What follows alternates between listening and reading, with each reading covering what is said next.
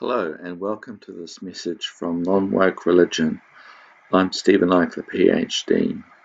Non-Woke Religion posts are intended to present practical religious viewpoints that have not been tainted by woke, far-left or progressive politics.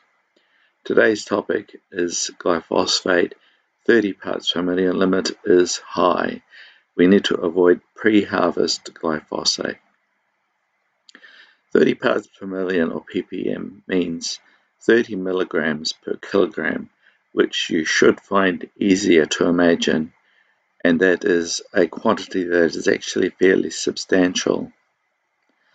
I think that we need to keep glyphosate levels well below that in food sources, and in particular, I think this means avoiding pre-harvest uses to kill the crop plant and possibly some weeds for convenience.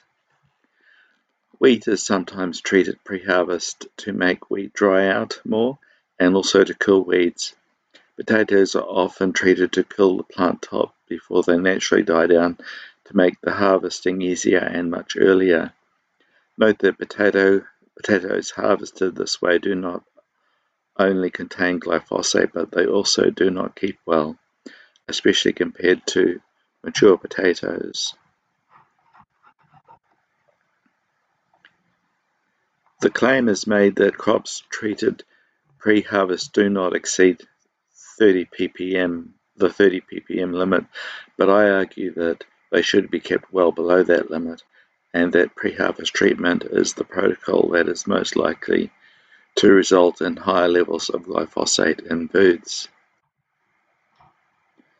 The 30 ppm limits have not been found to be too high due to resulting human health issues, but many farmers argue that their practices do not result in glyphosate levels anywhere near the limit. This is good policy, and I think that crop farmers should adopt this approach generally and avoid pre-harvest uses.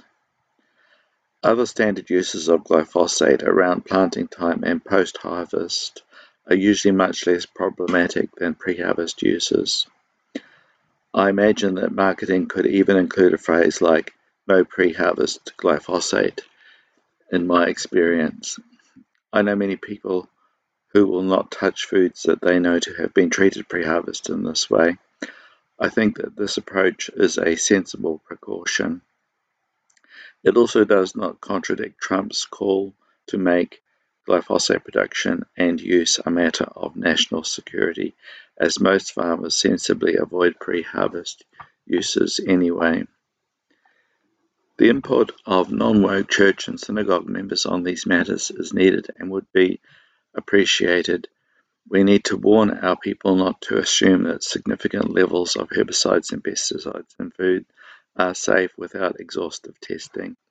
We must see the reality of this so we can let our political leaders know that we do not wish to take unnecessary risks.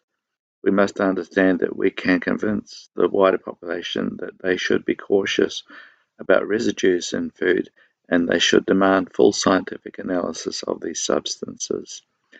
That is all for today. See you again soon. Thank you, and may God bless you.